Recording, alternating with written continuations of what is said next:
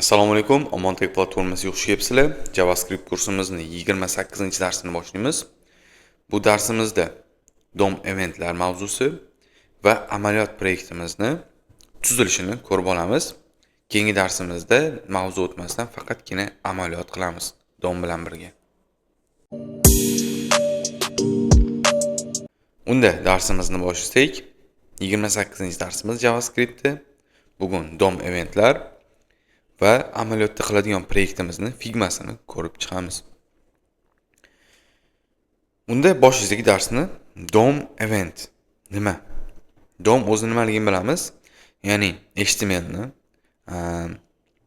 Hypertext Markup Language ni browser tomonidan yaratilgan obyektdagi ko'rinishi DOM hisoblanadi, ya'ni Document Object Model. Endi DOM event nima? DOM event nima deganda web sahifamizda, ya'ni saytda user kirgandan so'ng biror bir buttonni bosdi yoki inputga nimadir so'z kiritdi. Mana shular event hisoblanadi. Yoki shunchaki mishkasini u yoqdan bu yoqqa o'tkazdi. Mana shular event hisoblanadi browser uchun, ya'ni DOM uchun. Ya'ni event hodisa degani nimadir hodisa yuz berdi degan. Misol uchun user kirdi, login buttonini bosdi. Nimadir hodisa yuz berdi, biz shu paytda o'sha hodisani tutib olib, nimadir ish bajarishimiz kerak. Mana shu button bosilishi DOM event hisoblanadi. Xo'p, bunga click, input, loadlar mavjud, ya'ni foydalanuvchi tugmani bossa bu click, matn kiritsa input, sahifa yuklanishi load, sichqoncha ustiga kelishi mouse over, formani yuborishi to'ldirib submit, tugmani bosib ushlab turishi key down hisoblanadi. Ya'ni shunga o'xshash bizani eventlarimiz mavjud. Hop, DOM event nimaligi tushundik. Ya'ni user saytga kirdi, biror bir knopkani bosdi yoki biror bir ish bajardi deb saytimizda. Endi bu eventni bildik, event nimaligi. Endi shu event bajarilganda biz tutib olishimiz kerak. Ya'ni ushlab olishimiz kerak. Button bosilganda biz sezishimiz kerak, button bosilganini. Buni event handlerlar orqali qilamiz. Ya'ni event handler deyiladi. Eventni ushlab olish. Endi eventni ushlab olishi 3 xil usuli bor ekan. HTML atribut orqali, DOM elementiga onClick properties orqali va add-event listener orqali qilsak bo'lar ekan. Unda birinchi bo'lib HTML atribut orqali qilishni ko'ramiz. Bu eng oddiy usuli. Botda button ko'rsatilgan, xuddi shunaqa yozib ko'ramiz biz ham. Hop, button yozaman. Ya'ni HTML, hali JavaScriptga hech narsa yozilmagan. Mana bo'sh, CSS ham bo'sh turibdi. CSS bizga kerak emas. Hozir o'chirib tashlsam ham bo'ladi.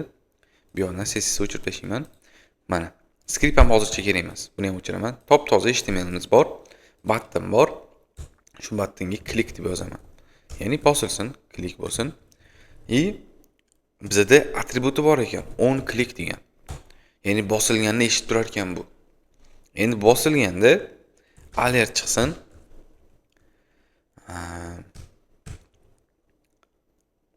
Nima deb yozamiz? Button bosildi deb yozib qo'yaylik shunchaki. Shuni o'zi yetarli. Xo'p, endi ishga tushiramiz go live bilan. onClick yozdim ko'rganimizdek va stringlari ichiga JavaScript yozib ketdim. Xo'p, endi ishlaydimi ko'ramiz. Refresh qildim. Klikka bosaman mana. Button bosildi degan alertda bizga message chiqmoqda, xabar. Mana shu holatda ishlatsak bo'lar ekan, ya'ni handle qilsak bo'lar ekan, eventni ushlab olsak. Endi botda faqatgina o'zimiz yozmaymiz, ya'ni HTML o'zida JavaScript yozmaymiz-da. JavaScript misol uchun function yozaman. fn click deylik. Click yoki handler deymizda. Paramda hech narsa kerak emas. Botda ismni olsin va ismni alertga chiqarsin. Konstanta name teng prompt deyman-da. Ismingizni kiriting. deb yozaman. qo'shimchasiga bu yerda alertda name'ni chiqarib qo'yaman. Name. Mana click handlerim bor. Endi bu yoqqa qanaqa qo'yaman deganda click handler o'zini, ya'ni funksiya nomini yozaman va uni chaqirib qo'yishim kerak bo'ladi. Ko'pincha shunaqa holatda yoziladi, ya'ni on clickga to'liq bitta funksiya yozilishi kerak. Funksiya yozib qo'yganimiz qulay bo'ladi, chunki funksiyaning ichida o'zim xohlagan narsalarni bajarish imkoniyati mavjud. Chunki bu yoqda hammasini qila olmaysiz, mana bu yerda yozib qo'yilgan narsalar. Misol uchun mana bunaqa qilsam o'sha xato beradi. Bunaqa qilish imkoniyati yo'q. On klikka funksiya berganimiz to'g'ri hisoblanadi. Shuning uchun funksiyani o'zini beraman, chaqiraman. Chaqirib qo'yishim kerak bo'ladi va ishlaydimi, ishlamaydi ko'ramiz. Refresh beraman. Klik. Hop, ishlamadi. Nega? Chunki bizni JavaScript papkani ulamadik HTMLga. Endi ulaymiz. Script index.js source'ga index.js, ya'ni fayl nomini berib qo'ydim. Endi bitta refresh beraman-da, klikni bosaman. Mana ishladi. Ismingizni kiritingda Isroiljon deyman. Okay, mana alertga ismni chiqarib berdi qaytarib. Mana shu holatda ishlatsak bo'lar ekan. Ya'ni eventlarni handle qila oldik hozir on klik bilan. Mana shu bosilganini bila oldik. Bu bo'lmasa mana bosilaveradi, lekin ishlamaydi. Shunaqa eventlarni HTML atribut orqali ham biz eshitib tursak bo'lar ekan. Ya'ni handle qila olar ekanmiz. Endi keyingi usuli DOM elementga on klik orqali. DOM elementi birinchi bo'lib bu holatda JavaScriptga olib kelishim kerak bo'ladi. Bu qolsin, hozir beramiz buni. Constantda button document query selector bu yoqqa buttonni olaman. Bu yoqda nega class yoki ID bilan beraman? Chunki bitta dona button bor, menda adashib qolmaydi. Mana shuni o'zini olib keladi. O'zi best practice bo'yicha class yoki ID bilan olib kelgan yaxshiroq. Endi menga mana bu on click atribut kerak emas. Men JS o'zida qilaman bu ishni. Hop. Button olib kelib oldim. Endi men pastga tushaman-da. Button nuqta deyman-da. On click degan mana properties mavjud. Bu yerda ham xuddi shunaqa yozilgan. On click barobar deyman-da. Bu yerda funksiyani nomini berib qo'ysam bo'ladi. Click handler. Mana shuni o'zi yetarli. Endi bitta refresh beraman-da. Oldin bilan o'chirib turing. Misol uchun mana buni o'chirib turing. Ishlayapti, ishlamayapti bilish uchun. Mana o'zi ishlamayapti. Endi buni ochib qo'yaman. Endi ko'ramiz. Mana ismingizni kiriting, misol uchun Aziz deyman. Mana Aziz chiqib keldi. Mana shu holatda ishlatsak bo'lar ekan. Hop. Ya'ni bu ham yana bir usuli. Kliklarni handle qilishi. Bu yoqda o'zimizga yana bitta misol uchun funksiya yozib ketsak bo'ladi. Console.ga bosildi deb chiqarsin bo'ldi. Bosildi. Inspektni ochib, konsolda ko'ramiz. Mana bosildi. Har bosganimizda mana ishlayapti. Mana shu holatda ishlatsak bo'lar ekan. Endi bizda yana bitta usul bor va eng tavsiya qilinadigan usul ekan shu. Chunki bunda yozganimiz bizga qulayroq va tushunarliroq. Plusiga bu bizga event qo'shganimizda uni o'chirish imkoniyatimiz ham mavjud ekan. Buni hozir ko'rib o'tamiz. Bu on klik bilan ko'rib oldik. Endi uchinchi usul bilan ko'rsak, button deyman-da, add event listener API mavjud, ya'ni metodi. Bunda birinchi bo'lib qanaqa tipdagi eventni ushlab olishini aytamiz. Klikni ushlasin. Klik ya'ni bosilganligi hisoblanadi. Endi bu yoqqa funksiya berib olishim kerak. Xohlasam o'zim bu yerda funksiya yozaman, xohlasam tayyor funksiyani mashqga berib qo'yish imkoniyati mavjud menda. Ya'ni click handlerni mashqga beraman, unda qovusini yopib qo'yaman. Bo'ldi. Endi bitta refresh berib ishlataman. Mana ishlayapti. Isroil deyman. Mana Isroilni chiqarib berdi. Buni o'chiraman. Mana ishlamay qoladi. Mana shu ko'rinishda ishlatsak bo'lar ekan. Ya'ni tayyor funksiya yozib qo'ysam bo'ladi xohlasam bu yoqda o'zim callback funksiya ochib mana shu holatda ishlatsam ham bo'lar ekan. Ko'pincha mana shu callback funksiya orqali ishlatiladi, ya'ni alohida funksiya ochib qo'yib, uni bu yoqda chaqirib o'tirgandan ko'ra, mana shu o'ziga funksiya yozib qo'ygan bitta qarashda tushunarliroq bo'ladi. Endi bu yerda ko'rdik, ya'ni eventni qo'shishi, event listener. Event listener degani eventni eshitib turadiganni qo'shishni ko'rdik. 3 xil usulda ko'rdik.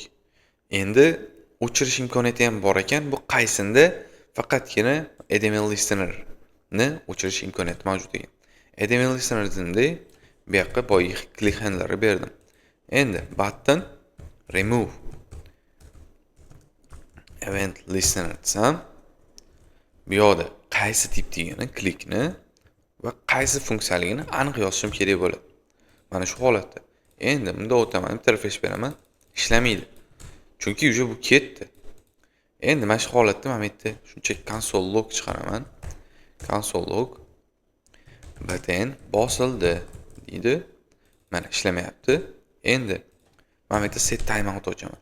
Set timeout. Mana remove event listenerim 3 sekunddan keyin ishlasin. 3000 beraman. Ya'ni 3000 millisekunddan keyin. Mana bosilyapti. 7 ta bosgandan keyin shu mana ishlamay qoldi. Mana bosaman. Mana 3 sekunddan keyin uje ishlamay qoldi. Mana shu holatda ishlatsak bo'lar ekan. Ya'ni remove listener'i, ya'ni ishlab turadi, qaysidir holatda bo'ldi, bizga kerak emas degan holatda buni o'chirib qo'yish imkoniyati mavjud ekan. Ya'ni misol uchun bir marta bosilsin bizning buttonimiz. Shu holatda bunda olaman deb bu yoqqa. Bunda qo'yaman. Mana ham shart emas. Bir marta ishlaydi, shu bilan qaytib ishlamaydi mana. Bir marta ishlaydigan biror bir ishni shu usulda qilsak bo'lar ekan. Xo'p, endi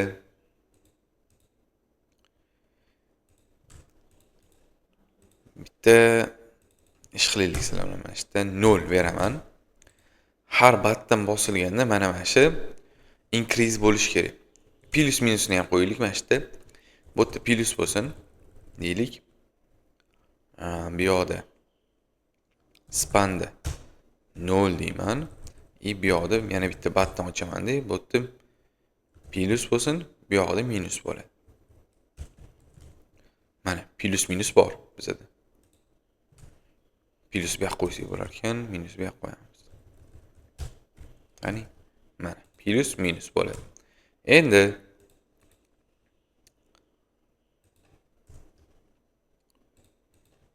menda ikkita buttonim bor. Endi bularga class beraman. Class decrement bu yoqqa classga increment. Ya'ni tushiruvchi, oshiruvchi. Endi spanda classga number deb yozib qo'yaman. Number. Shu uchalasini HTML olib kelib olaman. Bu yerda increment bu yoqda classda increment xuddi shunaqadan shunda bor menda decrement bor. Bu yoqda menda number bor. Bu yoqqa ham number beraman. Number. Mana uchalasini olib kelib oldim.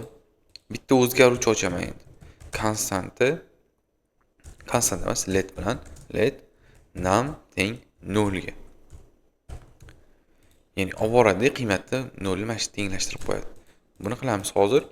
Ya'ni number text content teng num o'ziga. Mana hech narsa o'zgarmadi. Mana buni o'chirib qo'yaylik. Bu kerak emas. Mana. Xo'p, endi menda plus bo'lganda bu oshish kerak, minus bo'lganda minusga tushish kerak. Endi ikkita funksiya yozaman. Function increment, function decrement yoki sirazi o'ziga, ya'ni HTML listener qilib turib, callback funksiya ham yozib qo'yishim mumkin. Unda shuna qilamiz. Increment add event listener click bo'lganda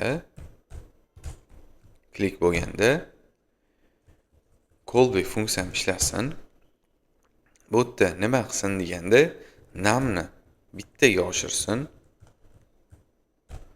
va numberni text contentini tenglashtirib qo'ysin numga. Endi decrementda ham xuddi shunaqa bo'ladi. Faqat decrementda minusga, ya'ni kamaysin. Mana ikkalasiga eventlarni yozib chiqdim. Bu yoqda numni tenglashtirib qo'ydim. Mana bu tushunarli. Numberni text contenti degani ana 0 ni o'zgartiryapmiz. Mana shu 0 ni. Bitta refresh beraman-da, ishlatib ko'raman. Mana. Plus minus ishlayveradi. Mana shu holatda qilsak bo'lar ekan. Mana bu ham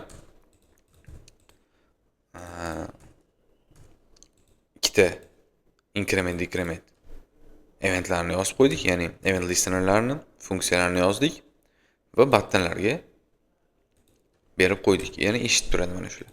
Plus bo'lganda bu, minus bo'lganda bunaqa bo'ladi. Va numberni text contentini o'zgartirib ketamiz har safar. Mana shu holatda ishlatsak bo'lar ekan. Bu hozir faqat biza klikni ko'rdik, ya'ni bosilganda, button bosilganda yoki nimadir bosilganda. Bu faqat button bo'lishi shart emas. Mana shu spanning o'ziga ham event bo'lganda, ya'ni ustiga bosilganda nimadir bo'lsin deb yozib qo'yish mumkin. Number add event listener, bu yoqda klik bo'lsin. Klik, bu yoqda o'sha number bosilganda number text contentini 0 qilib qo'y. Text contentini 0 qilib qo'yamiz. Plus bo'lyapti, minus bo'lyapti. Endi 7 ga bitta bosilgan bo'lsa 0 bo'lib qoldi. Mana bunda ham ishlayveradi. Spanu bunda klik degan narsasi yo'q deb o'tirmaydi. Ya'ni ustiga bosilyaptimi, bo'ldi, ishlayveradi klik. Tamam. Mana shu ko'rinishda qilsak bo'lar ekan. Endi biz faqat klik ko'rgan bo'lsa, endi boshqa eventlarni ham ko'rib chiqamiz. Hop, klik ko'rdik, foydalanuvchi elementni bosganda. U farqi yo'q, xohlagan element bo'lishi mumkin. Buni ham ko'rdik, spanni ham ishlatib ko'rdik. Endi double click degan narsa bor. 2 marta bossak, tez 2 marta bossak, mana shu double click ishlaydi. Hop, endi double clickga ham nimadir qo'yib ko'raylik. Misol uchun, shu incrementda agar double click qiladigan bo'lsa, 2 ga ko'paytirib yuborsin. Double click. Mana shunaqa edi. Hop. Bu yoqda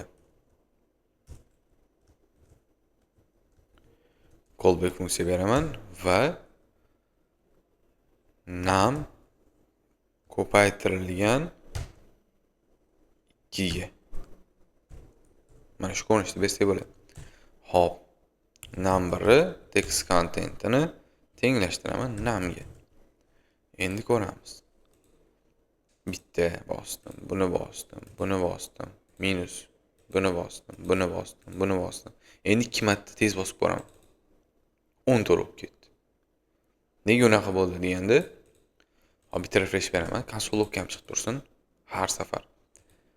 Misol uchun klik bo'lganda console logga.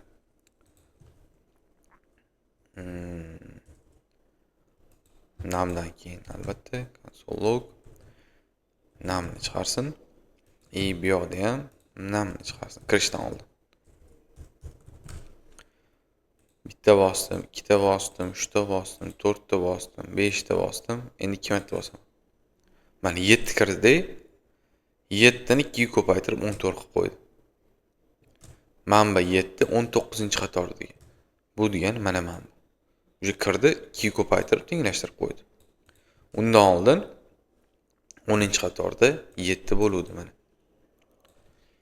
Mana shu holatda ishlatsak bo'lar ekan double click, ya'ni 2 marta tez bossa ishlab ketadi. 2 marta tez bossa ishlab ketadi. Mana. Agar tez bosadigan bo'lsam, misol uchun mana 2 marta ko'payib qoldi. Mana.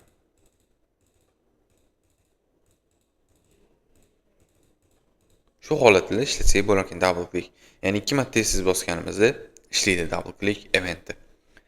Endi mouse over degan narsa bor. Bu sichqoncha element ustiga borganda ishlar ekan.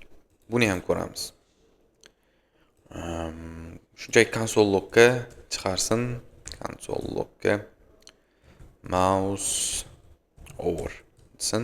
Bu yoqda ham mouse over deb yozaman.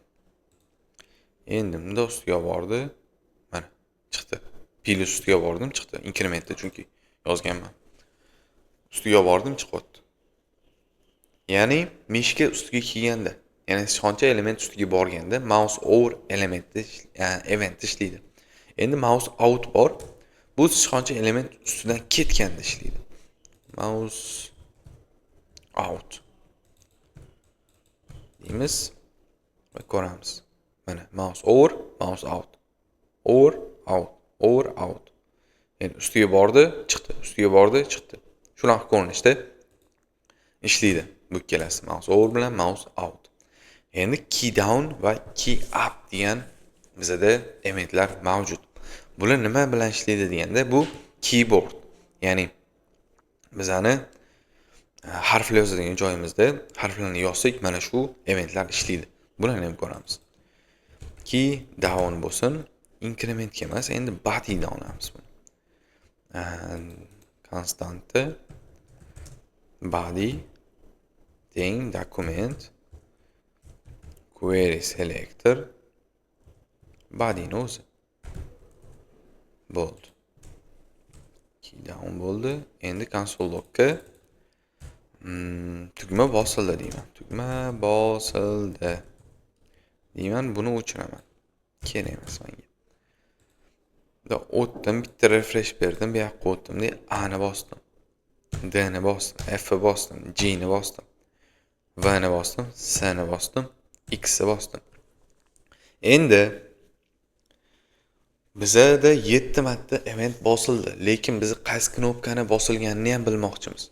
Uni qanaqa qilamiz deganda, bu add event listini bizga qo'shimcha tarzda event degan obyekt beradi. Bu qayerdan kirib keladi bizga? Paramizdan. Mana funksiyamizni paramizdan event kirib keladi. Event to'liq yozing. Event. Aniq event deb yozishinglar shart emas, lekin event kirib keladi. Shuni bilib olishinglar kerak. Shuning uchun yozdim. Endi bu eventni chiqarib ko'ramiz. Ichida nimalar kelar ekan o'zi? Event o'zi nima?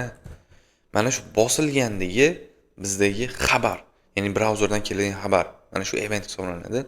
Ya'ni uning ichida qaysi, nima bosildi, kim bosdi, shunaqa ma'lumotlar juda ham ko'p. Ko'ramiz unda. S bosdim.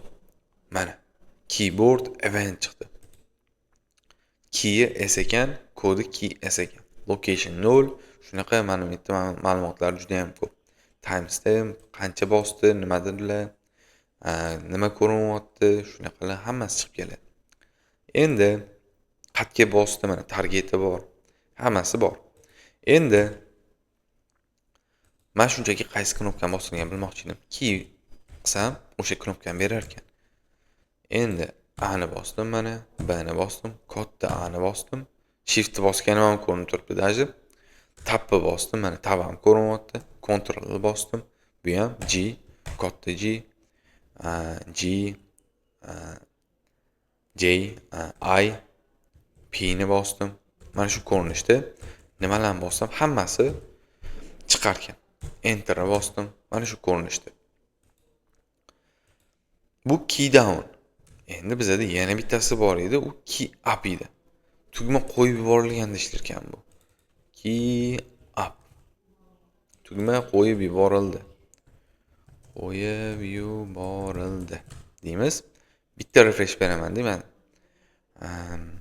Misol uchun shift bosib turaman. Hech narsa event chiqmadi. Shift qo'yib yuborishim bilan mana shift qo'yib yuborildi degan narsa chiqadi. Misol uchun shiftni bosib turib salom deb yozaman-da, keyin shift qo'yib yuboraman. Mana shu ko'rinishda menga ma'lumotlarni chiqarib berar ekan. Ya'ni key up. Knopka bosib turilibdi, qo'yib yuborilganda mana shu eventimiz ishlaydi. Keyingisi input bor. Bu inputlar uchun o'zi input qiymat kiritilganda, inputga ma'lumot kiritilganda ishlaydi bu. Buni o'chiraman. Buni ham o'chiraman. Bularni menimcha ko'rib oldik yaxshilab. Bular ham kerak emas menga endi. Endi bitta input yozaman mana shu input type text bo'lsin, yetarli. Qolganlari shart emas.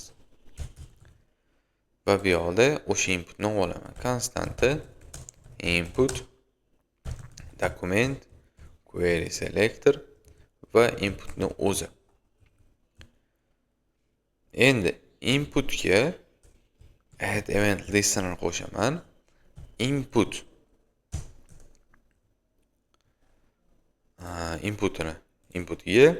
va endi bu yoqda callback funksiya beraman. Callback funksiyada console logga qiymat kiritildi deb yozaylik. Mana nimadir yozdim, mana qiymat kiritildi chiqdi. Endi buni qiymatini ham olsam bo'lar ekan. Buni qanaqa qilib olaman? Event kirib kelsa, pastda event o'zini chiqaraylik, console log event. Misol uchun a kiritdim. Mana event chiqdi. Datasi a turibdi. Bu yoqda mana momentda menda juda ham ko'p qiymatlar mavjud. Endi bu yoqda target bor ekan, input bor ekan. Endi input valuesi bizda bor. Valuesini topaylik. Xo'p, qani value?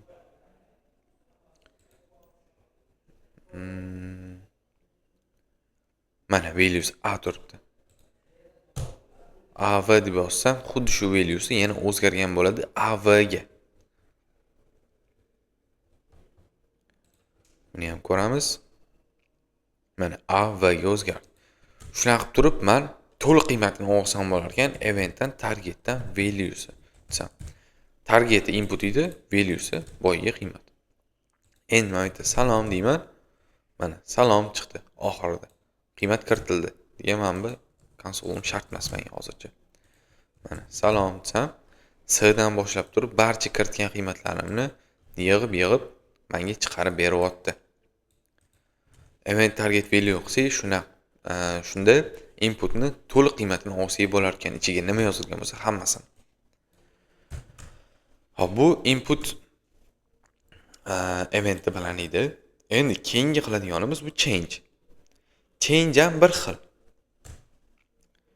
Ya'ni input bilan change qilaylik shuni. Nima o'zgarar ekan o'zi? Mana esdim, buni qildim. Bunda chiqarmayapti. Bunday qilamiz. O'zi event ishlayaptimi, yo'qmi ko'ramiz.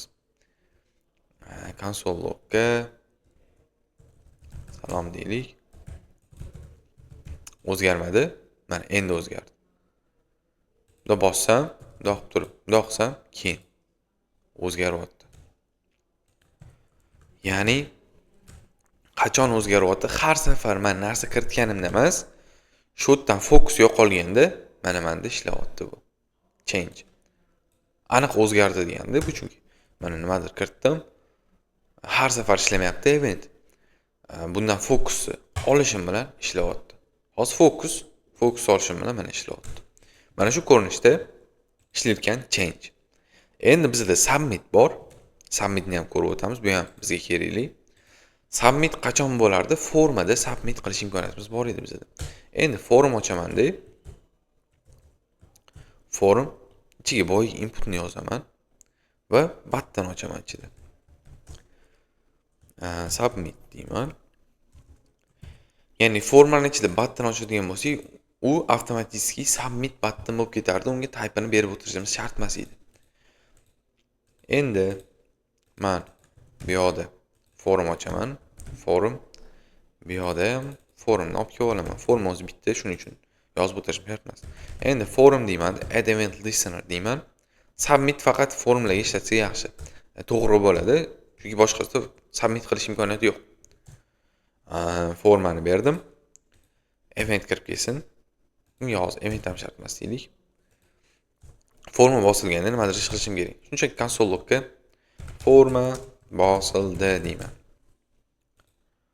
Submit bosdim. Forma bosildi degan momentda konsol chiquvdi, lekin sirasi yo'qolib qoldi, chunki forma o'zi avtomatik sahifani yangilab o'ryapti, so'rov yuborishga harakat qilib ko'ryapti backendga. Ana o'shani to'xtatish imkoniyati bizda mavjud. Buni qanaqa qilsak bo'ladi deganda, event kirib kelsa, eventni prevent default degan metodi mavjud, funksiyasi. Mana shuni chaqirib qo'yaman. Endi misol uchun submit bosilgan bo'lsa, mana forma bosildi deb turib, menga qiymat chiqaryapti.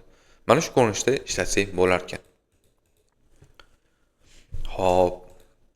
Endi misol uchun nimadirlar kiritadi deyman bu yerda. Nimadirlar kiritdi, formadagi qiymat mavjud menda. Shularni bitta joyga saqlab ketyapman-da. Misol uchun mana bu yerda konstanta deyman. Konstant emas, let value deyman. Value misol uchun input teng bosh string bo'lsin. Har safar mana bu change bo'lganda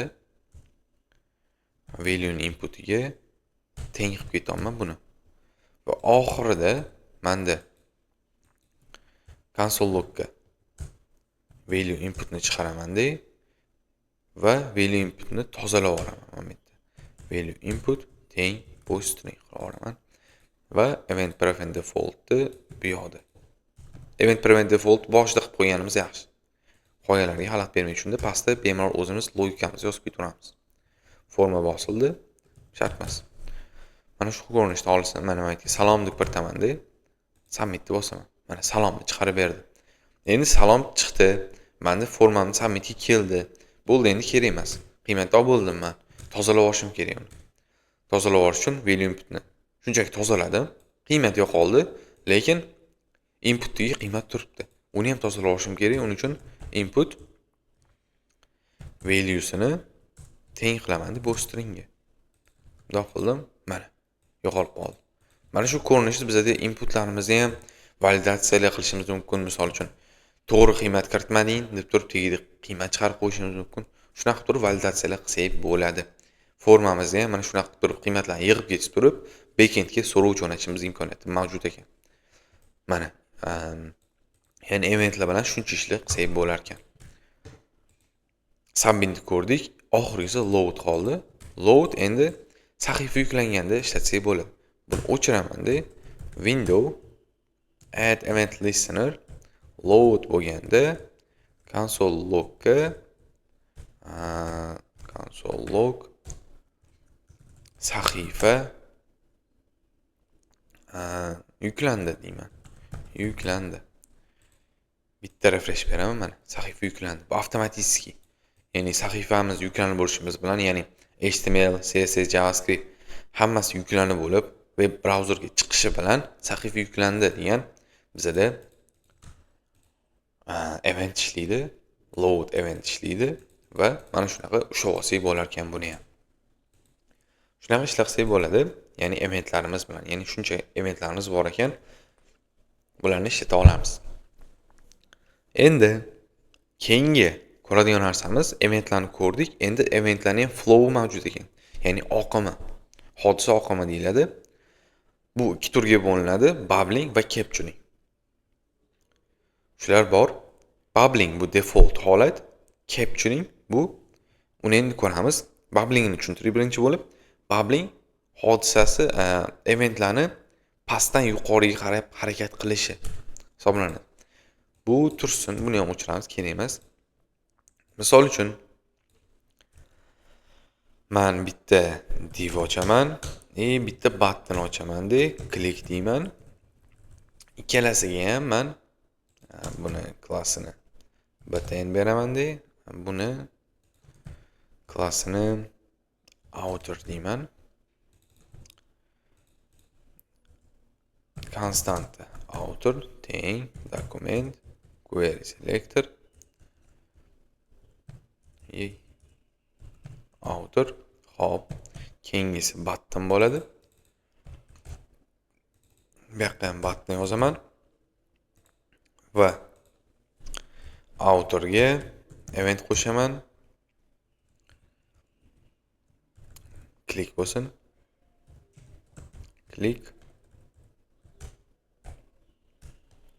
va bu yoqda console logga outer click it deyman, click it button o'zini beraman, add event listener, bu ham click bo'ladi va bunga ham callback funksiya beraman va console logga button click it deyman, click it va bu yoqda bitta CSS ochaylik. Style div.css bu yoqda outerga background color red berib qo'yaman va CSS chaqirib qo'yishim kerak, link ulab qo'yishim kerak, CSS. Bo'ldi. Endi tekshiramiz. Mana menda buttonim bor, divim bor. Endi divni ustiga bossam, mana outer ishladi.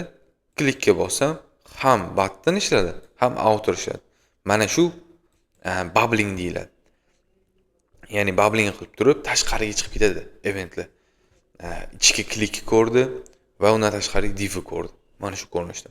Endi rasmni ko'raylik shuni. Event bubbling.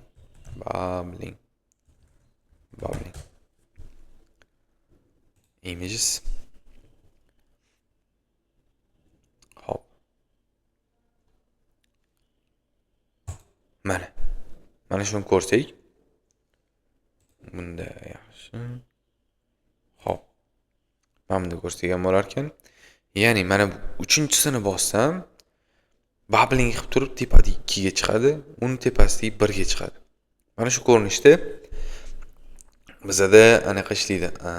Eventlar ketma-ketligi shunaqa bo'ladiki, agar ichki eventni bossak, tashqi eventlar ham ishlab ketadi. Mana bunga o'xshab.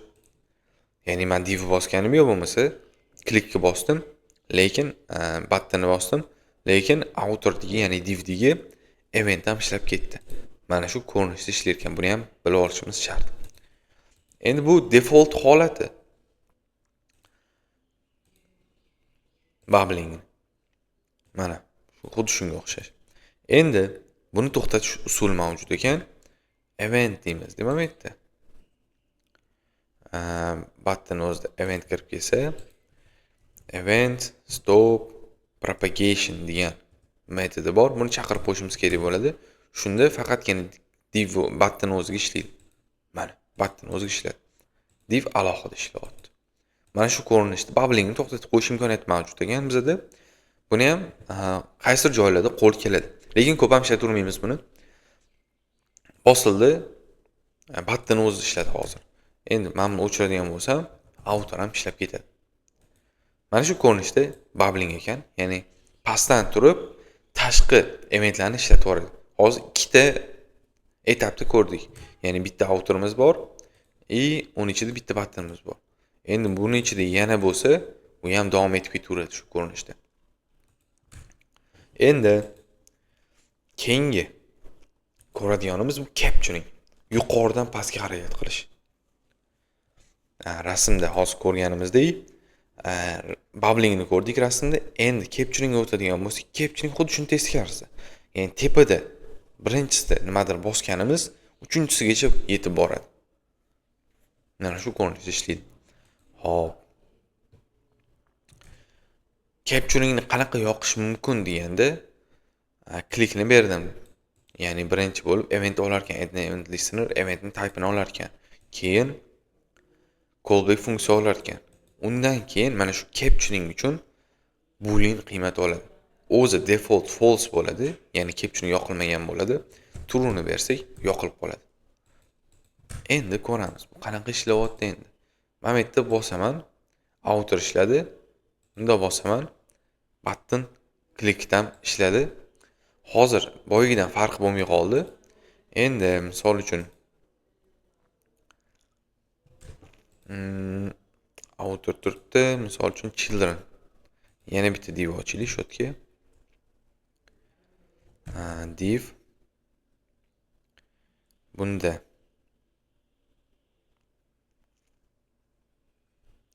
bunga class beraylik, class inner deylik. Innerga xuddi boyaga o'xshab funksiya yozib qo'yamiz. Mana bu yerda birinchi innerni o'zini olib kelib olishim kerak bo'ladi. Inner teng document query selector inner va bu yoqda innerga yozib qo'yaman va men bunisini o'chirib qo'yaman. Bunda shart emas. Endi ko'ramiz. Mana outer bosildi. Bunda bossam, outer yana bosildi. Nega inner ishlamayapti? Chunki innerda ichida hech narsa yo'q hali. Innerga mana bu klikni ichiga solib qo'yaman shuni. outer ishladi, 2 marta ishladi. Bu chunki mana bu outer yozib qo'ydik. Buni inner yozib qo'yishimiz kerak. Inner ishlagan bilishimiz uchun. Mana shu ko'rinishda ichma-ich ketyapti. Ya'ni tepadan turib pastga tushib ketyapti. Buni ham yoqib qo'yaylik. True, buni ham true yoqamiz. Endi to'liq ishlaydi ko'ramiz. Mana outer va inner. Mana shu ko'rinishda qilsak bo'lar ekan. Bu unchalik kerak emas, ya'ni capturing. Bizda ko'p qo'llanilmaydi, asosan bubbling. Klikka bosdim, mana uchalasi ishlayapti. Stop propagation yoqib qo'ysam, mana. Bunda ham baribir ishlab ketyapti, chunki bu yerda mana bularimiz true turibdi. Shuning uchun. O'z default bubbling o'chirildi degani mana bu true yoqib qo'ysam. Bular o'chiradigan bo'lsam, to'g'ri ishlaydi menda. Mana faqatgina button o'zi ishladi. Endi men buni ochib qo'yadigan bo'lsam, tepadagi uchalasi ham qo'shilib ishlaydi. Mana, hammasi ishlayapti. Event flow shu ikki turga bo'linadi, bubbling va capturing.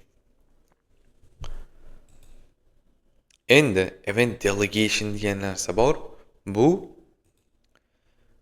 ko'p elementligi bitta parent orqali eventni biriktirish.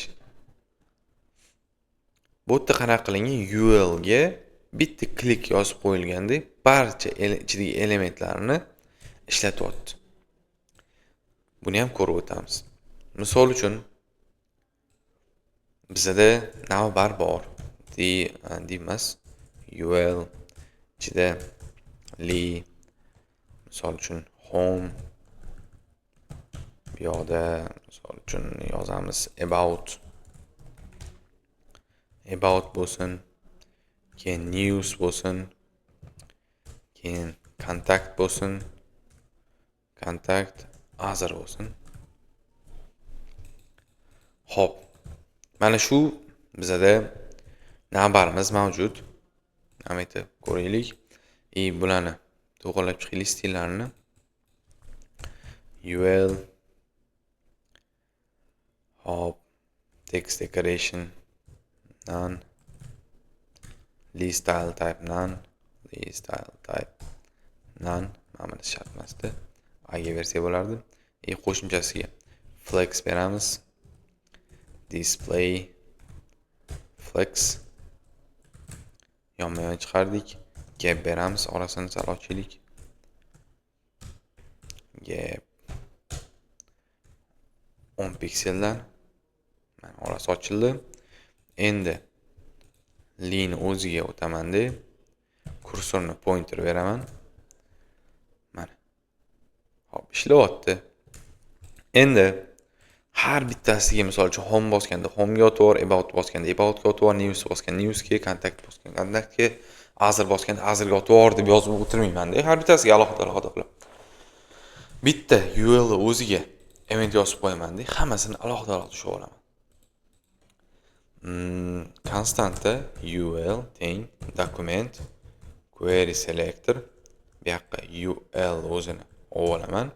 Keyin UL ga add event listener klik bo'lganda deyman. Klik bo'lganda event kirib keladi. Console logga event o'zini chiqaraman hozircha. Mana bosdim. Ishladi. Endi bu yoqda targeti bor bizda. Li bor ekan mana target. Targetda endi men qayerdan bilaman homeligini deganda eventdan targetidan value-ni olsak, u shundoq aniq bo'ladi. Konsol ochaylik. 0 0 0 chiqdi. Hozir ko'ramiz. Eventdan target o'zini chiqaraylik. Birinchi ichida nimalar bor ekan o'zi? Li bor ekan. Text contentini chiqaraman. Text content element bo'lganligi uchun mana home, about, news, contact, other chiqdi. Endi eventdan targeti deganda bitta line oldim degan.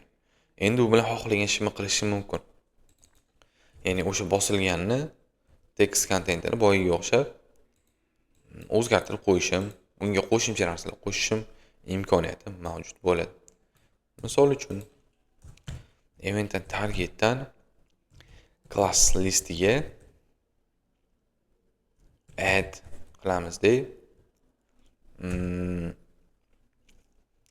aktivni qo'shib qo'yaman. Aktiv